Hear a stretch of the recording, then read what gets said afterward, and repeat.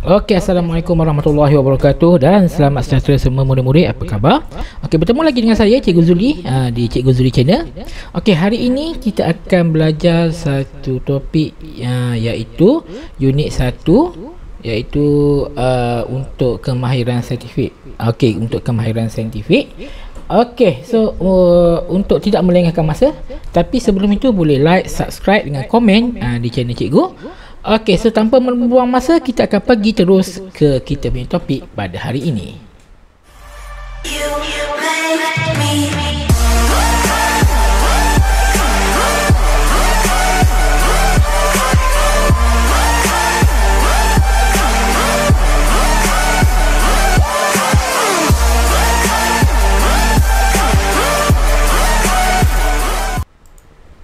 Okey, so topik kita pada hari ini ialah Sains tahun 1, unit 1, 1.1 kemahiran saintifik, 1.1.1 menguasai kemahiran memerhati. Okey, so kita nak sambung. Okey, so kita dapat lihat di kemahiran proses sains memerhati. So apabila apa yang kita dapat lihat di sini ialah ada 5 deria yang untuk membuat proses kemahiran memerhati. Yang pertama ialah deria sentuhan, yang kedua ialah deria penglihatan, yang ketiga ialah deria bau, dan yang keempat ialah deria rasa, dan yang kelima ialah deria pendengaran. So ada 5 deria dalam kemahiran proses sains memerhati. So yang ini semua murid-murid kena tahulah. Okey, so kita akan pergi satu persatu untuk deria-deria ini. So kita pergi dahulu iaitu deria sentuhan. Okey, deria sentuhan ialah deria yang menggunakan deria rasa pada kulit untuk merasa. Okey, apa yang kulit kita boleh merasa? So contoh ialah jari lah. Biasa kita pegang sesuatu menggunakan jari, ataupun sebenarnya kulit di badan kita semua hanya ada deria rasa. Okey, so kita kalau kita pegang sesuatu, kita boleh rasa benda itu sejuk, boleh rasa benda itu panas, boleh rasa benda itu tajam, boleh rasa benda itu tumpul. Selain daripada ini, kita boleh rasa yang keras, kita boleh rasa yang benda yang lembut. Okey, so macam mana kita nak rasa? So pada kulit kita ada deria rasa. Pada kulit kita ni ada deria rasa. Bila kita pegang satu benda tu, kita akan dapat rasa. So setiap setiap rongga-rongga kita panggil satu dalam jari kita ni ada satu macam reseptor lah. Reseptor yang untuk bila kita pegang satu benda tu, dia akan rasa. Okey, kalau kulit kita bagus, baik, kita dapat rasa panas, sejuk. Dan ada juga orang yang bila reseptor dia dah rosak, dia tak boleh rasa benda panas, tak boleh rasa benda sejuk. So kita pun tak boleh pegang benda yang terlalu panas, dan kita juga tak boleh pegang benda yang terlalu sejuk. Ia boleh merosakkan reseptor pada jari kita atau pada kulit kita lah. Okey, so kalau rosak, kalau kita pegang dah tak rasa dah. Sejuk tak rasa, panas tak rasa. So itu boleh membahayakan kita lah. Sebab contoh kalau kita pegang benda panas, so otak kita akan kata, okey, benda ni panas, angkat tangan. So tangan kita tak akan cedera. Okey, sama juga kalau benda terlampau sejuk. Bila lama setengah sejuk, otak kita akan fikir, okey, benda terlampau sejuk, keluarkan tangan kita untuk menyelamatkan keadaan kita lah. So reseptor badan kita membantu kita untuk menyelamatkan nyawa kita juga. Okey, benda yang tajam, benda yang tumpul, maksudnya kalau kita pegang benda tajam, tahu tajam. So tajam jangan sentuh. Okey, kalau tumpul, kita boleh rasa macam rasa tumpul dia. Okey. So, ini adalah kalau kita menggunakan, biasanya kita menggunakan tangan lah. Kita menggunakan tangan untuk merasa sesuatu benda. Ini adalah dipanggil deria sentuhan.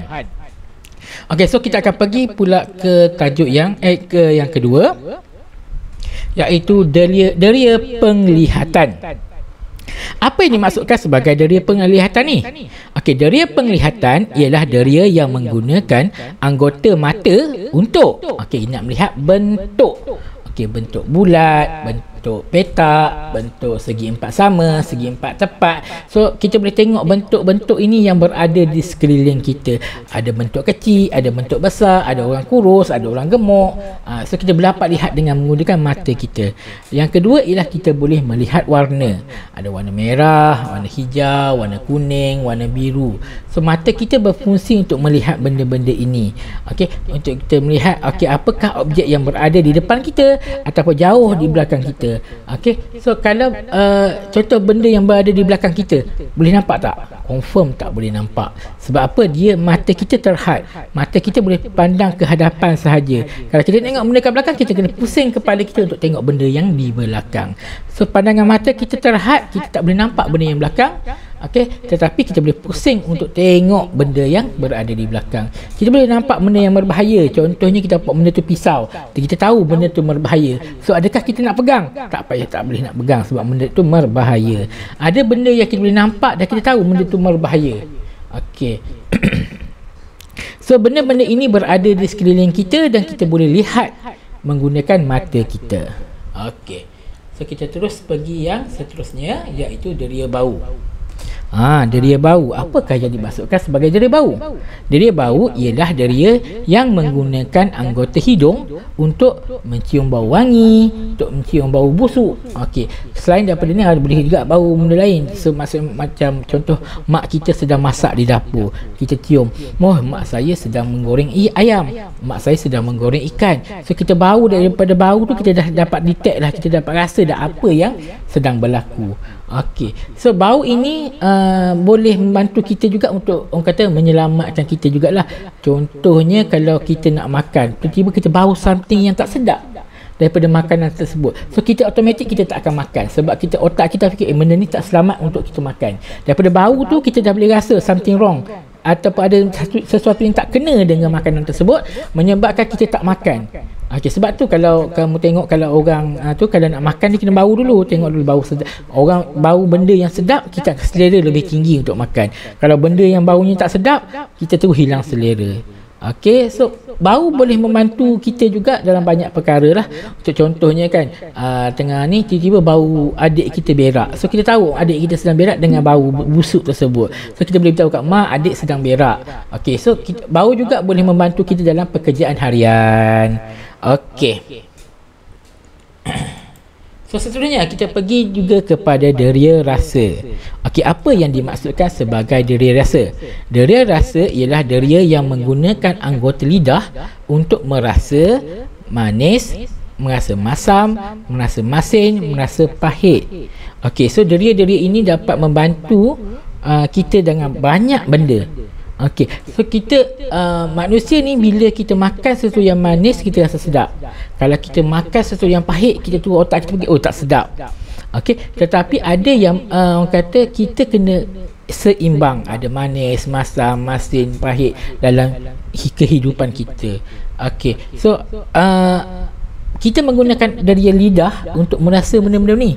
Okey, kita rasakan guna deria lidah untuk merasa manis, masam, masin. Sebab dalam lidah kita ada reseptor macam jari juga, tapi reseptor ini dapat mengesan masam, manis, masin dengan pahit. Okey, so benda-benda ini juga boleh membantu kita menambahkan selera makan kita. Okey, so tapi kadang-kadang kita boleh tahu kalau hidung kita bau, oh contoh buah mempelam, baunya masam. Tapi adakah ianya masam? Kita kena kupaskan dia, kita kena rasa dulu. Kadang-kadang bau je masam, tetapi sebenarnya benda tu manis. Kadang-kadang hidung kita dapat menipu untuk bau tersebut. Hakikatnya sebenarnya bila kita makan benda tu manis. So ada benda yang orang kata hidung kita tak dapat nak mengesan, sama ada benda tu hidung kita boleh mengesan masam, manis semua boleh mengesan, tapi kadang-kadang yang masam ni semua ada masalah. Di mana kalau kita bau masam, tak semestinya masam lah, kita kena rasa dulu sama ada dia masam ataupun manis. Okey, kita nak tengok lagi satu, iaitu deria pendengaran. Okey, apa yang dimaksudkan sebagai deria pendengaran? Deria pendengaran ialah deria yang menggunakan anggota telinga untuk mendengar bunyi, membezakan bunyi. Macam mana yang maksudkan mendengar bunyi ni? Okey, contohnya kita duduk depan televisyen. So telinga kita dapat, sekarang ni kamu duduk, sekarang ni kamu dengar YouTube cikgu kan? Okey, kamu dengar apa yang cikgu cakap, itulah mendengar bunyi. Okey, membezakan bunyi. Ini perkara yang berbeza. Di mana contohnya kamu jalan-jalan tiba dengan bunyi ambulans. Kamu tahu ada kecemasan dan apa yang kamu perlu lakukan. Kalau mak ayah kamu tengah drive, kalau dengar ambulans dia akan ke tepi untuk beri laluan kepada ambulans untuk lalu. Sebab dia dengar bunyi siren tersebut. Siren. So faham ada kecemasan sedang berlaku. So kita boleh juga mendengar membezakan bunyi. Contohnya kamu berada dekat ruang tamu tiba-tiba bunyi masak air tu kan, kalau bunyi cerek tu maksudnya air sudah masak. Okey, so banyak benda yang kita boleh menggunakan anggota deria pendengaran ini untuk memerhati. Okey. So bunyi-bunyi ini dapat membantu kita untuk membuat perkara kerja-kerja jugalah. Okey, kalau kita tak mendengar, susah untuk kita nak membezakan sesuatu bunyi. Okey. Sama juga kalau duduk kat hutan, dengar bunyi rimau, bunyi lain, bunyi kuda, bunyi lain, bunyi itu boleh menyelamatkan nyawa kita jugalah kalau kita mendengar dengan betul-betul. Kalau bunyi harimau, apa yang kita kena lakukan? Walaupun kita tak tahu harimau tu dekat ke jauh, tapi kita tahu benda tu ada. Siapakah dia? Apakah benda dia? So kita dapat tahu daripada bunyi tersebut.